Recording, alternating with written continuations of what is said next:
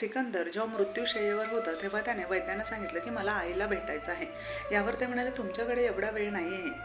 तर ते म्हणाले मी माझं सगळं राज्य देतो पण मला आईला भेटायचं आहे. यावरही त्यांनी नकार दिला. ते म्हणाले तुमच्याकडे एवढा वेळच नाही आहे. तेव्हा सिकंदर म्हणाला की ज्यावेळी तुम्ही माझी अर्थी न्याल त्यावेळी माझे दोन्ही हात खाली सोडा.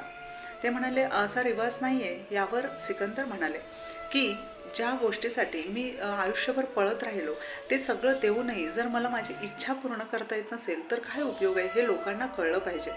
आपलंही तसंच आहे. आपण आयुष्यभर धावत राहतो, पळत राहतो, पैशामध्ये अडकून राहतो.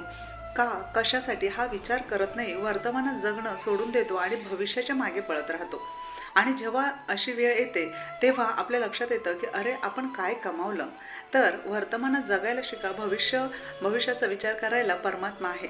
ज्याने जन्म दिलेला आहे त्याने नक्कीच काहीतरी आपल्यासाठी योजून ठेवलेलं असेल. किती पळायचं